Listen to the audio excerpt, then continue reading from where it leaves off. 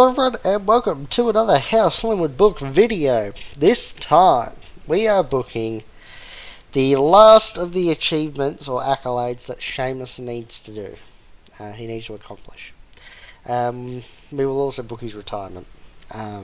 Just you'll understand why when I get through it. So to begin, we're going to talk about how what accolades he has left to do. So he's got 4 left.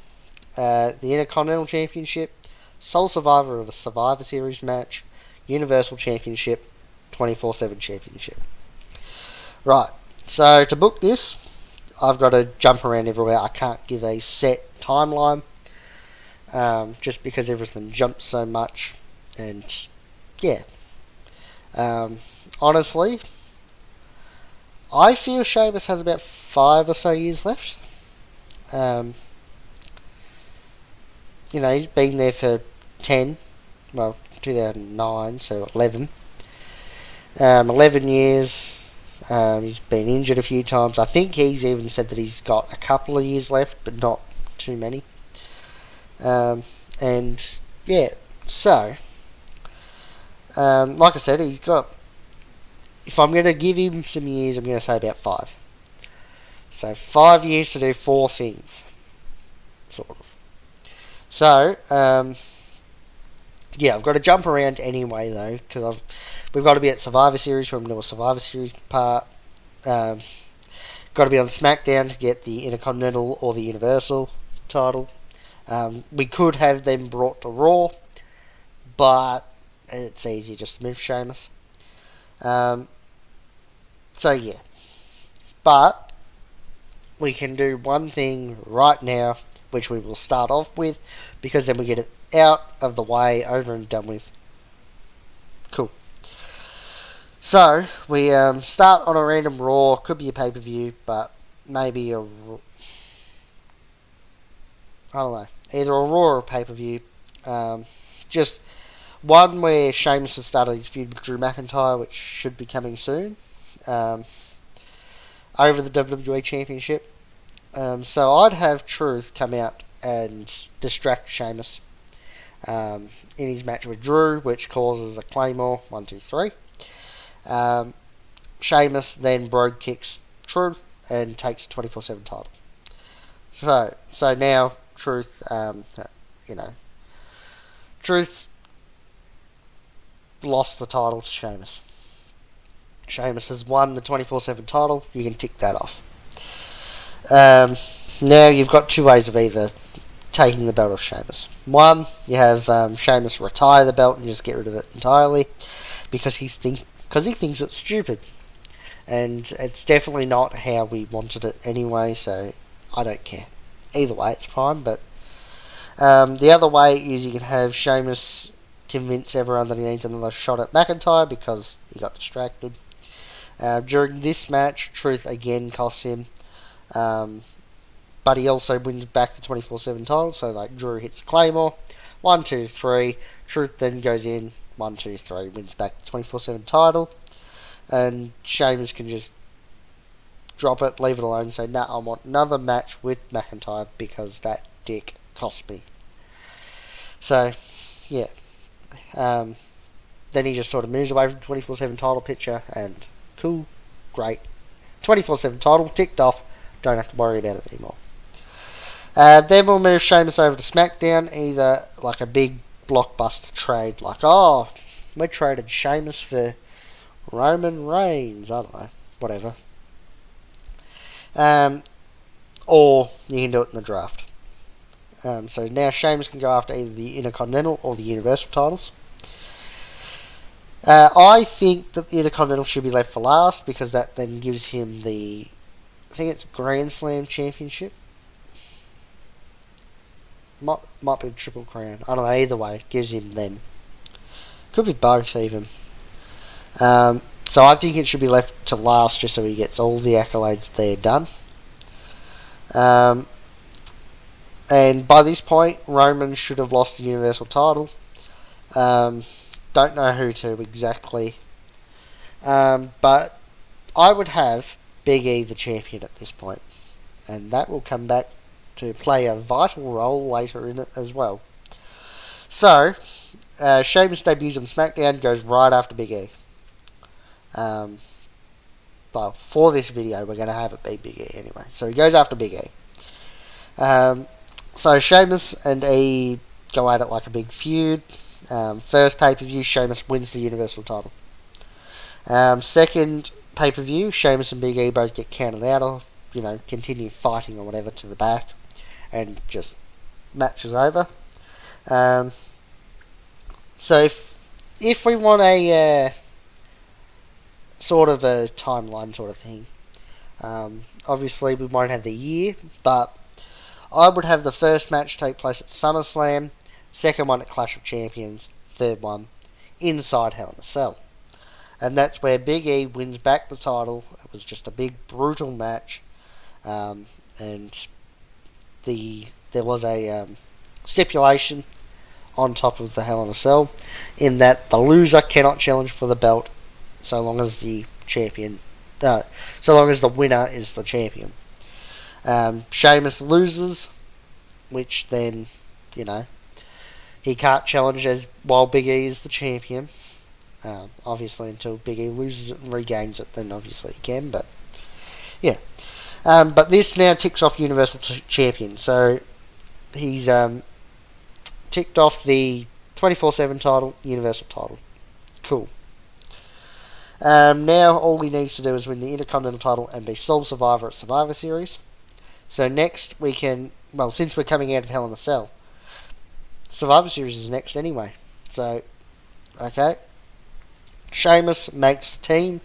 I would have him be alongside like the Usos and Roman. So Roman didn't get traded when Big E came over, but that was the point. Like, it was somebody big. Not that there's many big names on SmackDown. But maybe Corbin, I don't know.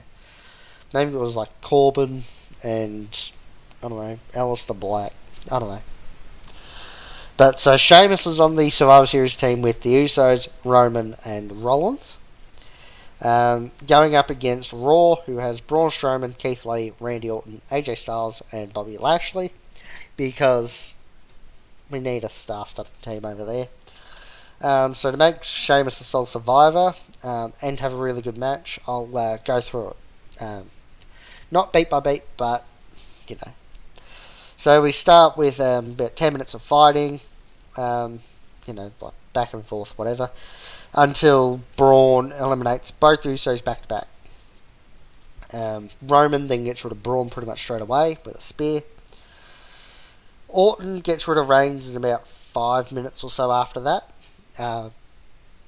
just because we need Reigns out, and Randy's pretty good, so he can do it.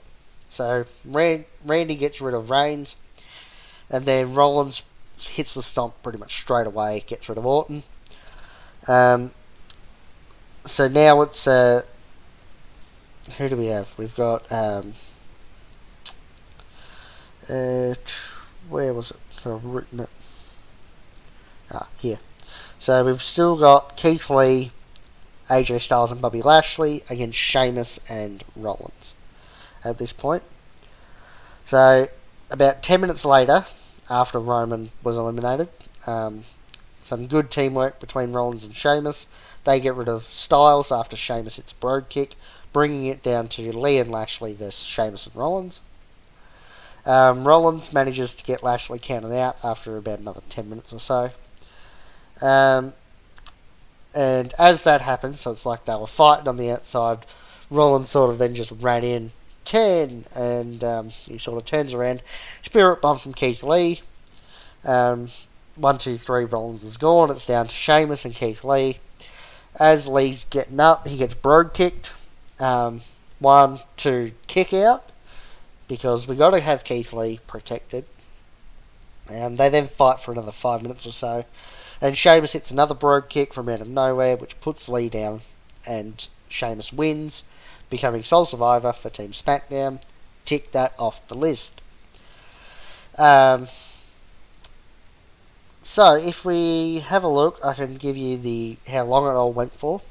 So it's about 10 minutes, and then be about 2 minutes for all the eliminations in between here.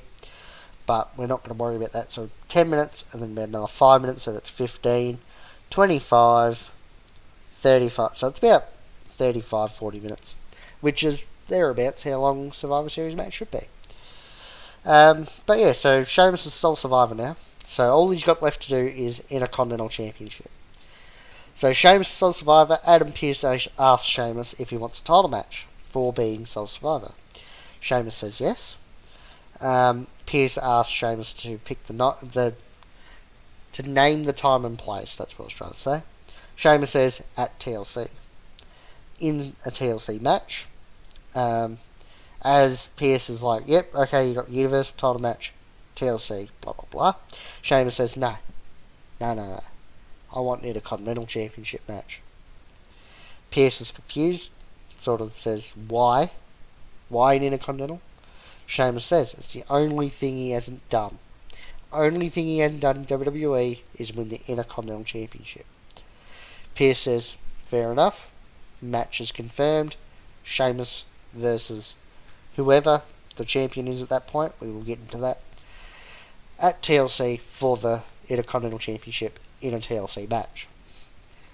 So, the Intercontinental champ is Kevin Owens.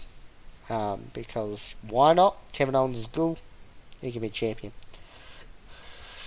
So at TLC, Sheamus dethrones him. Kevin Owens, who took it from Sami Zayn at some point. So really, I'm just saying that this is all happening next year. But who knows? I mean, yeah, I don't know. Who knows? Maybe not next year, but the one after. I don't know. But I would have Kevin Owens take it from Sami. Then you can have whatever. And who knows? Maybe Sami won it back before this point, and Kevin Owens won it off him again. Whatever. But Sheamus is the champion, Intercontinental champion. And on the next SmackDown, Sheamus closes the show with a massive celebration for all of the accolades he's done, which includes every championship he won, which the World Heavyweight, Universal 24/7, both Raw and SmackDown tag titles, WWE US Intercontinental title, all of them, plus winning the King of the Ring in 2010, 2012 Rumble, 2015 Money in the Bank, being a sole survivor at Survivor Series, all that shit. All that shit gets counted, being Triple Crown champion, Grand Slam champion, I'm champion, all that shit. And at the end of the celebration, Sheamus thanks everyone and says that he's got one more thing that he wants to do in his career. Close out a WrestleMania. Whether it's win, lose, whatever, as long as it's the last match in a WrestleMania, he wants to do that. So to round it all off, this is where I'm getting to the retirement part. I would wait about a year or so that Sheamus loses the Intercontinental title. Because obviously we're coming up to Rumble here. So have him lose the title during the year. And then I'd have him win the Rumble. Because we've built him up. And all we need to do after he loses the belt is keep him in feuds with big names and have him win a few of them. So just have him win the thingo, go on to WrestleMania, face, this is where I said that Big E would come back. Have him face Big E for the Universal title. Maybe not. I don't know. Whoever the champion is. Because I did just read ahead and I'm like, actually I've screwed that up. But have Sheamus win the belt at WrestleMania, close out the show with a victory. Maybe it's Daniel Bryan, so he redoes 18 seconds, but it's a better match. That could be actually even better. Have Sheamus versus Daniel Bryan in the main event of WrestleMania. Cool. Sheamus wins, and he's closed out of WrestleMania as the winner. The next show that he's on, so whether it's Raw or SmackDown, it doesn't matter. He says that when he loses the belt, he retires. And he says that the only reason he's doing that is because he's done everything he can do. He has done absolutely everything that can be done in WWE. So, after a few months, I would have Big E take the title from Sheamus, retiring him. And, yeah, and Big E makes sense because they had the big feud over the Universal title. And it pushes Big E. Sheamus has pushed Big E, given him the torch, and gone, run with it. So, yeah, that's how I would book Sheamus winning his final accolades and retiring. Like I said, you're looking at about 5 years. There you can go about 5 years. So, yeah. It all works. It's all pretty good. I think it's all pretty good anyway. So, yeah, that's how I'd book Sheamus's final accolades and retirement. Let me know what you think in the comment section down below. Like, share, subscribe to the channel, hit the notification bell, follow the Facebook, Twitter, and Twitch. Links to those are in the description. Other than that, thanks for watching, goodbye, and good night.